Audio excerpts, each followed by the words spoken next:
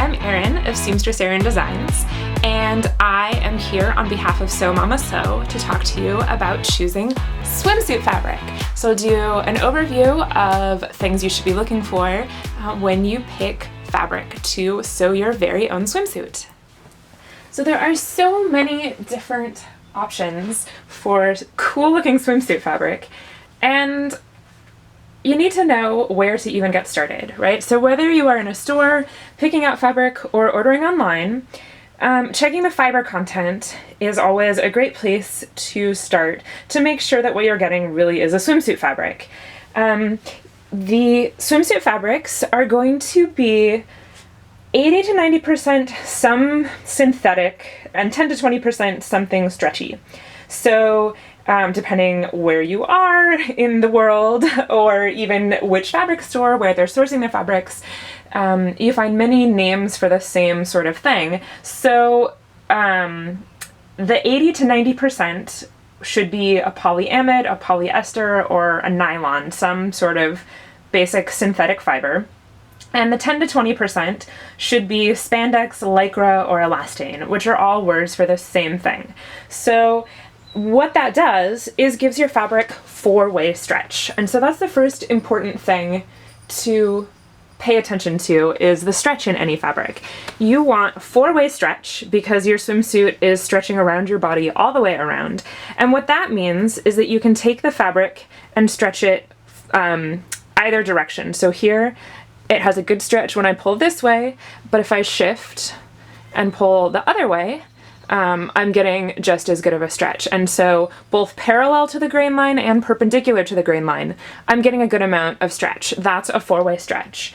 Certain kinds of swimsuit fabrics won't have as good of a stretch in both directions. So for example, swimsuit fabrics that have a metallic in it sometimes don't stretch quite as well in one direction. So you can see it's quite stretchy this way, but running parallel to the selvage, it doesn't have quite as much stretch. Same thing with this one. This, awesome metallic makes for a really flashy suit, but you can see that it has, decent stretch this way and not quite as good the other direction. And that's okay. You don't need to have the same amount of stretch in both directions. You just want to make sure that with a fabric like a metallic or an embossed like these that are less stretchy one direction, that you pay attention to which way you cut it so the direction with the most stretch is what's wrapping around your body.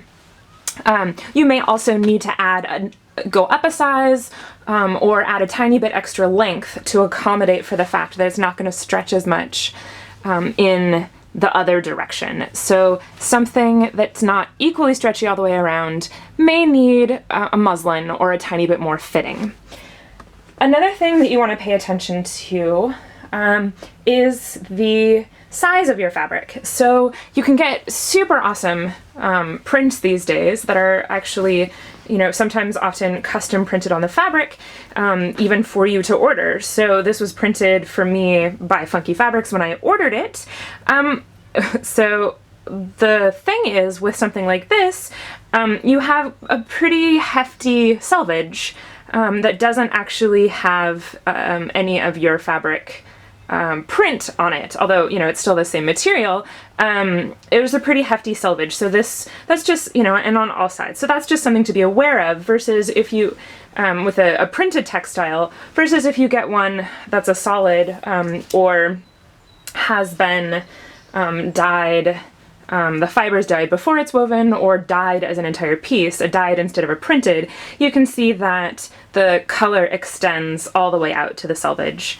So that if you're trying to squeeze your pattern piece onto slightly less fabric, just be aware of the width that you end up with a textile that is printed as opposed to dyed.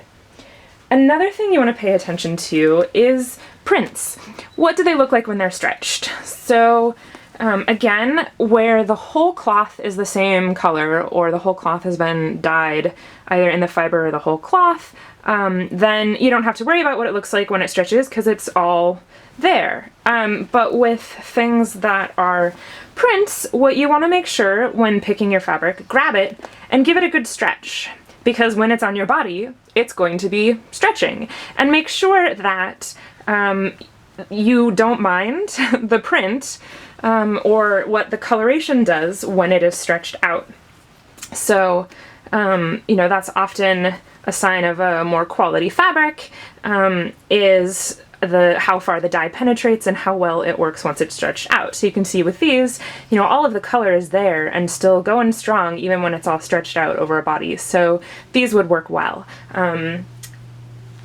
But that's something you definitely want to pay attention to. One final thing that you might want to note is the shininess of the fabric.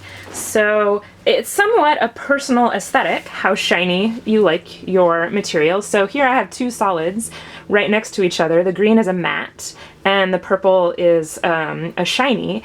And the one thing to note is the shiny one is a lot slipperier. So if you are first starting out sewing swimsuits, or you're not a confident sewist, or you haven't sewn with knits a lot, I would shy away from a really shiny material because it's going to slip around a lot more. The more matte the material is, the easier it is for your presser foot to grab onto the fabric and help feed it through your machine, as opposed to the shiny can just slip right out and actually cause a little bit more of a headache. So that's just something to pay attention to. Not that one is inherently better than another. It's just you might find it a little bit harder to work with a shinier fabric. And finally, it's important to get a swimsuit lining fabric. So here I have a couple different lining fabrics. And this one was actually in the sportswear section, or the sports fabric section, and was labeled as a swimsuit lining.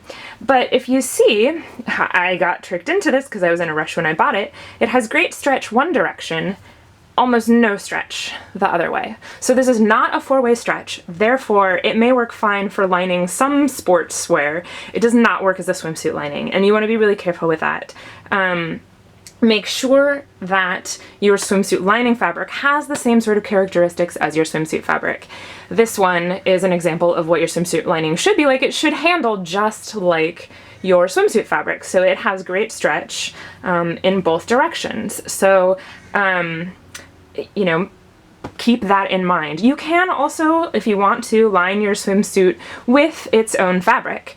I could just make it double thickness of the fashion fabric, and the only thing to think about is, again, how it's going to feel on your body and quite how thick it would be. Some very thick swimsuit fabrics, like ones that have embossing on it, probably not going to be so comfortable.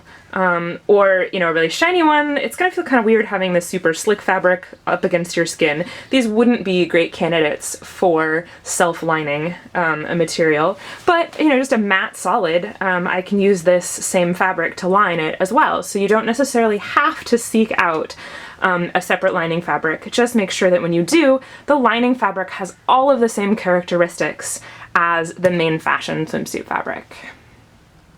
Thanks so much for watching. I hope it was helpful. If you have any questions, please feel free to get a hold of me at seamstresserin.com. And for the next month, I am hosting a giant swimsuit sew-along on my website at seamstresserin.com. So there will be tons of tutorials about sewing your very own swimsuit. So check that out, and check out all of the amazing tutorials that you can find for all sorts of sewing at Sew Mama Sew.